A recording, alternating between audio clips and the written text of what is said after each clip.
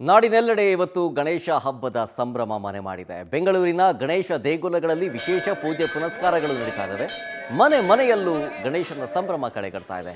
ನೀವು ನೋಡ್ತಾ ಇದ್ದೀರಿ, ದೊಡ್ಡ ಗಣಪತಿ ದೇವಸ್ಥಾನದಲ್ಲಿ ವಿಶೇಷ ಪೂಜೆಯನ್ನು ನೆರವೇರಿಸಲಾಗಿದೆ. ಬಸವನಗುಡಿಯಲ್ಲಿರುವಂತಹ ದೊಡ್ಡ ಗಣಪತಿ ದೇವಸ್ಥಾನ ಇದು. ಗಣಪನಿಗೆ ವಿಶೇಷ ಅಲಂಕಾರವನ್ನು ಮಾಡಿ ಪೂಜೆ ಪುನಸ್ಕಾರವನ್ನು ನೆರವೇರಿಸಲಾಗ್ತಾ ಇದೆ.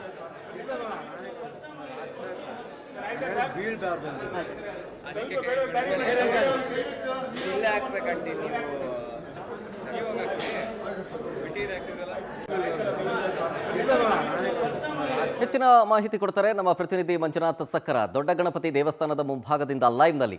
ಮಂಜುನಾಥ್, ಹೇಗಿದೆ ಫೆಸ್ಟಿವಲ್ ವೈಬ್ಸ್?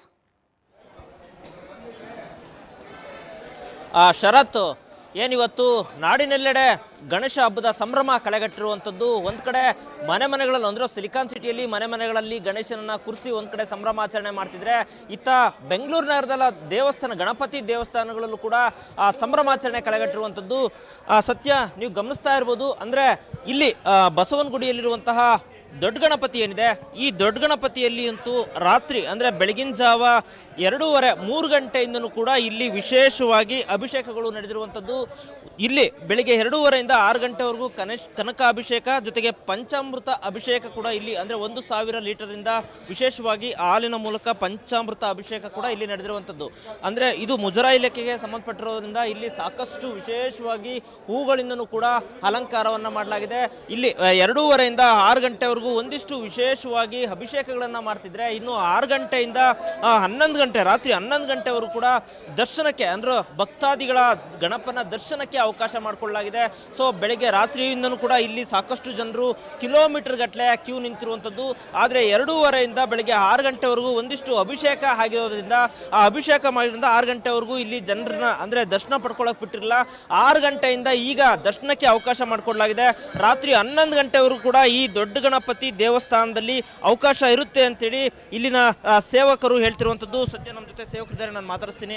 ಸರ್, ಇವತ್ತು ಗಣಪತಿ ದೇವಸ್ಥಾನಕ್ಕೆ ಸಾಕಷ್ಟು ಭಕ್ತಾದಿಗಳು ಬಂದಿದ್ದಾರೆ, ಕಿಲೋಮೀಟರ್ ಗಟ್ಟಲೆ ಕ್ಯೂ ಇದೆ, ಏನೆಲ್ಲ ವಿಶೇಷ ಆಯಿತು ಸರ್ ಇವತ್ತು? ಸರ್, ಬೆಳಗಿನ ಜಾವ 2 ಗಂಟೆಗೆ ಸಂಕಲ್ಪ ಶುರುವಾಗುತ್ತೆ, 3ರಿಂದ 3:30ಗೆ ಅಭಿಷೇಕ ಶುರುವಾಗುತ್ತೆ, 2ರಿಂದ 3,000 ಲೀಟ್ರ್ವರೆಗೂ ಹಾಲು, ಆಮೇಲೆ ಜೇನುತುಪ್ಪ, ತುಪ್ಪ, ಸಕ್ಕರೆ, ಕಬ್ಬಿನ ಹಾಲು, ಮಾವಿನ ಹಾಲು ಹೆಚ್ಚು ಕಮ್ಮಿ 100 ಲೀಟ್ರ್ ಅಭಿಷೇಕ ಆಗಿದೆ.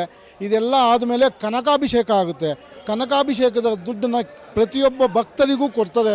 ಅದು ಸುಹಾಸ್ ಅನ್ನೋ ಒಂದು ಹುಡುಗ ಮಾಡ್ತಾನೆ ಅದನ್ನು, ಕನಕಾಭಿಷೇಕನ. ಆ ದುಡ್ಡನ್ನ ಪ್ರತಿಯೊಬ್ಬ ಭಕ್ತಾದಿಗಳಿಗೂ ಹಂಚ್ತಾರೆ. ಅದನ್ನು ಪ್ರತಿಯೊಂದು ಕಾಯಿನೂ ಅವ್ರವ್ರ ಮನೆಗೆ ತೊಗೊಂಡು ಹೋಗೋದಕ್ಕೆ ಕೊಡ್ತಾರೆ. ಅದನ್ನು ಇಷ್ಟು ಆಗಿದೆ. ಅದಾದಮೇಲೆ 6 ಗಂಟೆಗೆ ಮಹಾಮಂಗಳಾರತಿ ಆಗಿದೆ. ಬೆಳ್ಳಿಯ ಕವಚಗಳನ್ನ ಹಾಕಿದ್ದಾರೆ ದೇವರಿಗೆ, ಒಂದು 3 ದೊಡ್ಡ ತೋಮಾಲೆಗಳನ್ನ ಹಾಕಿದ್ದಾರೆ.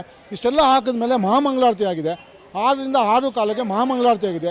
ಅಲ್ಲಿಂದ ಅದಕ್ಕೆ ಮುಂಚೆನೇ ಭಕ್ತಾದಿಗಳ ದರ್ಶನ ಆಗ್ತಾ ಇದೆ. ಅಲ್ಲಿಂದ ಕ್ಯೂ ಪ್ರಾರಂಭವಾಗಿದೆ. ಕಮ್ಮಿ ಅಂದರೆ 10:30ರಿಂದ 11 ಗಂಟೆವರೆಗೂ ಕ್ಯೂ ಇರುತ್ತೆ.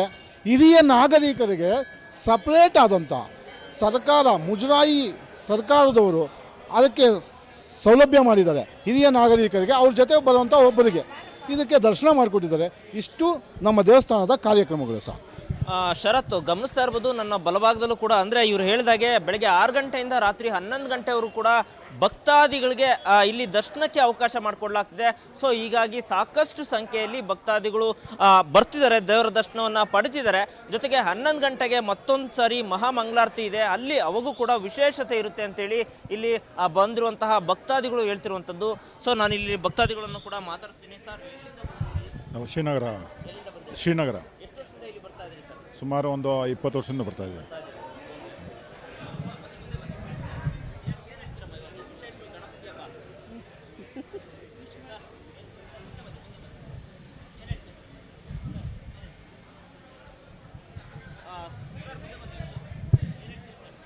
ಎಲ್ಲ ದೇವರಿಗೆಲ್ಲ ಒಳ್ಳೇದು ಮಾಡಲಿ, ಗಾಡ್ ಬ್ಲೆಸ್.